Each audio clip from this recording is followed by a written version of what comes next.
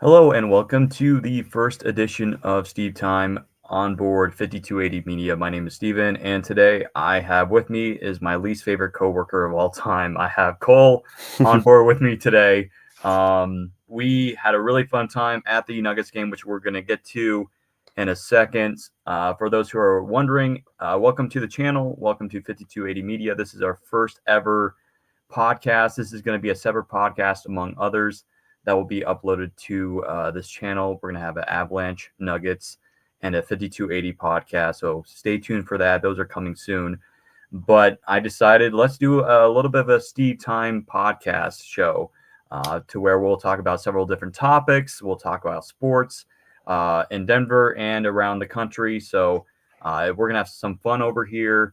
Hopefully we get some viewers along the way as we grow together and have some fun. So starting off with the Nuggets game. So I get off at work at I believe it was 4 o'clock on Monday, and I had a pretty good day at work. I was tired, and I was sitting in my bedroom just watching YouTube, whatever.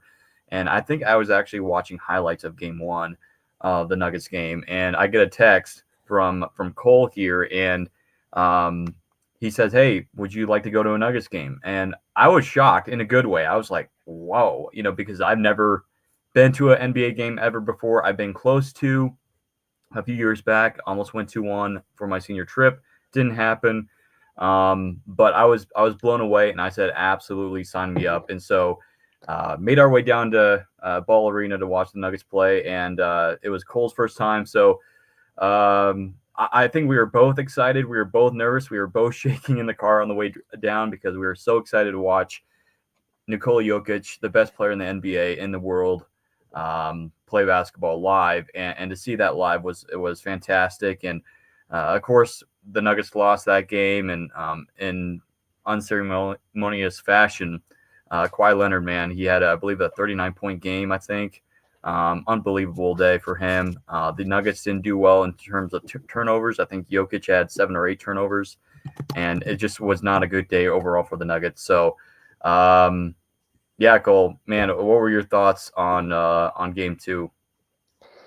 Dude, so I mean, yeah, what you mentioned, I was sitting at my couch watching the highlights from game 1, and I was scrolling on my phone through Instagram, and I saw a post of like, get Nuggets tickets here, and I'm like, I got curious. I'm like, I wonder what these things cost. Yeah. And finding the good deal that we did, I'm like, dude, I want to go to this game so bad. I didn't want to go by myself, so I needed someone to take. And like, you were one of the first people that popped into my mind. Like, dude, we gotta get Steven down to a game. And I mean, yeah, even just the first time you pull up to the Ball Arena for a playoff game, you can just tell the energy. Yeah. The energy's there. Like I think that's true with pretty much all Denver sports, is that there's always going to be good energy in the building. Mhm. That's what I love so much about Denver sports, is that, Yeah. we're passionate fans, we're loyal fans, and yeah, man, I mean, it was one of the greatest nights I've ever had. Just the overall energy in the arena, the great game that we got to watch. Disappointing that they lost, but still Yeah. an amazing game. Yeah. I still to this day, I mean, it's been a few days since Game 2. My heart is still beating, and like whenever I watch the highlights, I've been watching those highlights for the past few days, and it's just like I can't believe how loud that stadium was. And when you're in person, it's almost even louder, that you're kind of blacked out.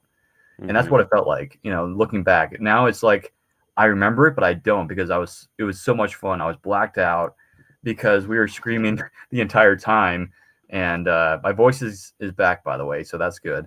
Mm-hmm.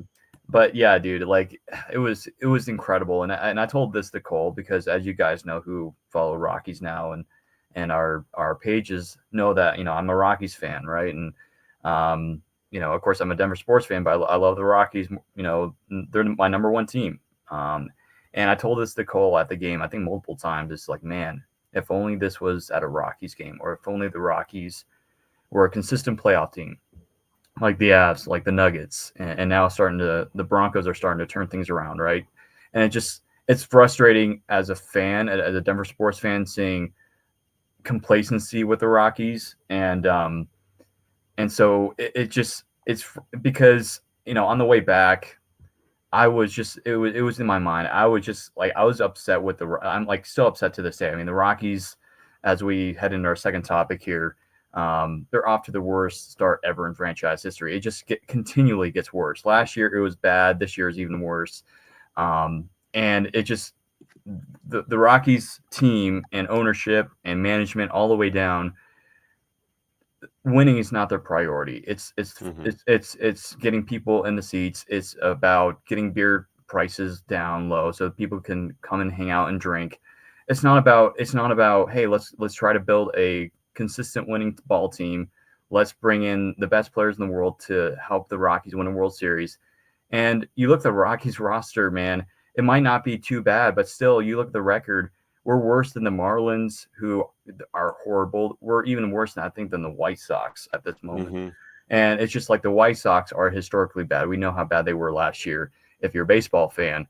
And it's just like, what's going to change? Are we going to change? What's going to happen? And as a Rockies fan, as both of us are Rockies fans here, it's just like, what's going on? Like we need to change. There needs to be a change top to bottom, ownership, because we want to see all teams in Denver compete and try to win championships.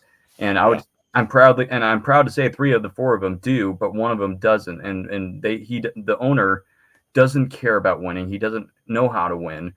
The only thing he does well is running a business, because he does pretty well with that. He's been able to build around Denver, around Coors Field, but that's about it. There's no good history around Dick Monfort. And so as a Rockies fan, we want to see this team win.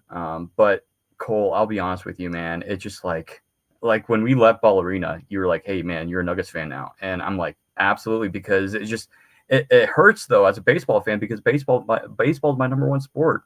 And to see the Nuggets, despite the loss, how exciting that crowd was, how the environment and the feeling of being at a playoff game was, I was like, I want the Rockies to be like this. But they're never going to be unless if they change things up, in which they never, unfortunately, under the current ownership, will never do. So it's beyond frustrating, but hopefully one of these days that will happen. And then, of course, we're going to keep this episode, debut episode for Steve Time, short. Let's head into the NFL draft tonight, which I'm really looking forward to. So stay tuned to our Broncos page at Broncosaurus. Adam and Sean, they'll be going live tonight. I think shortly after the draft starts. They won't be on too long. Of course, they have families, they have work and everything, but they're going to try and go live and react to the draft. So, Cole, are the Broncos going to trade back? Are they going to trade up? I know Sean, he wants the Broncos to trade up. He thinks they're going to trade up and get Colston Loveland. As a Michigan fan, we're both Michigan fans here. We want to see that happen, but unfortunately, I don't think that will happen. But you never know. There's been a lot of rumors saying that the Broncos will move up. I personally think that they should stay at 20 and get, I believe, Hampton from the running back from North Carolina. That's my personal. He's a great running back, one of the best in the draft class. Some people think we should trade back and get, I believe, what was his name, Henderson, who's also a running back, I believe. But I don't know, Cole. What do you think here? Well, yeah, I mean, if you would have asked me at the beginning of the year or at the beginning of the offseason what I wanted the Broncos to do when it comes to the draft, I would have said, oh, we need a tight end. Colston Loveland is our guy. But looking ahead tonight at this draft, as a Michigan fan, it's hurts because obviously I want Colston Loveland, but I really don't think we need him, because with the big signing in Evan Ingram, I really think that our first round pick would be better spent on a running back like Henderson. Obviously, in the perfect world, we pick up Ashton Genty, but with him being a top 5 pick, it's just not looking like it's going to happen. But a lot of good late round picks for running back. There's plenty of running backs in this draft, and I think there are plenty of first round caliber backs.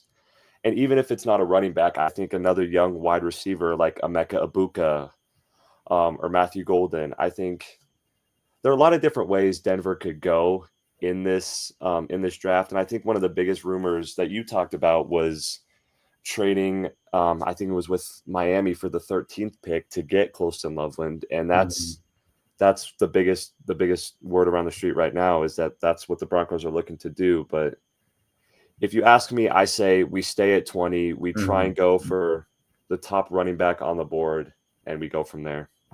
Yeah, I don't want the Broncos to lose much. I'm not sure if they would trade anybody on the roster or just trade draft picks, but the team that they would trade up for, they'd want a lot. And I don't think the Broncos would do that, because now they're starting to get their roster together. They're still young, they're still building. So stay at 20. Or if the Broncos feel like, hey, we could trade down, we feel like we get a good player lower, go for it, man. But knowing Sean Payton, he's very aggressive. So that makes me a little bit excited too. I just don't want the Broncos to give up too much. I would love to have Ashton Jeanty. Like, dude, like this guy could be legit good. Like, he might be a all-pro, Pro Bowler running back in the NFL absolutely. for several years. I mean, it'd be awesome to see him go from a Bronco to a Bronco. So, but unfortunately, I don't think that's going to happen, but you never know. I do think the Broncos, I do agree with you that they're not going to get a tight end or a wide receiver. I feel like they even said it, that running back is the focus of this draft, which is absolutely what they should do.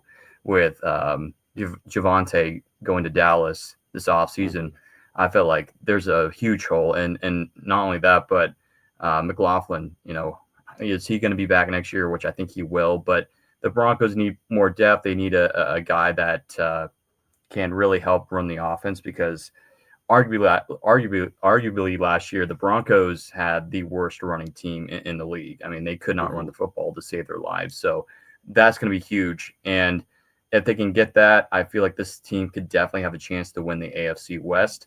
The Chiefs this year, this might be a down year for them. Now, we say that every year.